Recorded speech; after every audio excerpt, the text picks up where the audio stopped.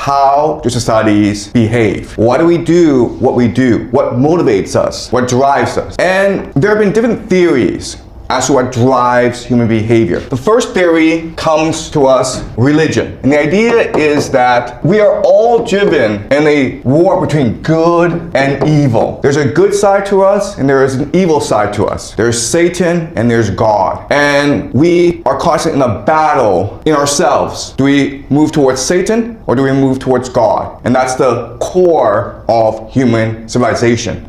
So religion is meant to give us the strength to show us the path towards goodness. Okay, that's one theory. Another theory comes to us from biology. Okay, and the idea is sex. We want to pass on our genes forward because that's the point of our existence. If we cannot have children, we all die. So the point of our existence is to have children and have them pass on their genes to others. Okay, and for males and females, life is different because as a man, you have a penis, and all you have to do is stick your penis into a woman and you're good.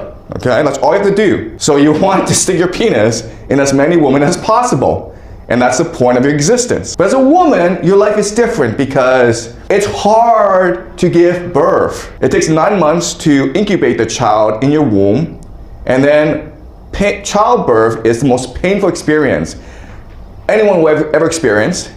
And then the child, it'll take like 16, 18 years to raise a child to maturity. So it's a huge investment on your part.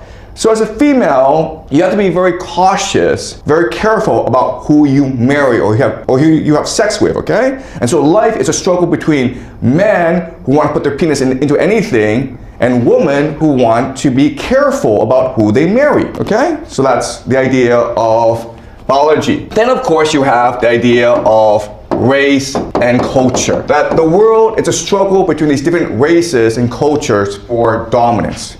And each race, each culture has their own characteristics. Okay, so maybe the yellow race, they're very clever, but they're very weak. And then the white race are brave, but kind of stupid. And the black people, anyway, that's another theory. I'm not saying it's correct, I'm just saying it's a theory that people believe in. Then you have economics. And what they believe is that we are driven by money or self-interest. We want to make as much money as possible, and that's what drives us. That's pretty simple. And the last big theory is the idea of liberalism. That comes from the Enlightenment. And here the theory is that history is a progress towards enlightenment, to rationality, to truth, and to justice. So the inevitability of history, of human development, is towards paradise, towards heaven.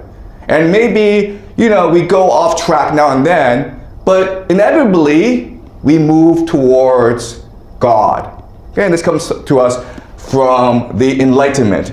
We call this liberalism. Okay, so these are 5 theories. There are others, but these are 5 theories that show you the diversity, the variety of ideas out there. What I will do this semester is present to you another theory, which I call game theory.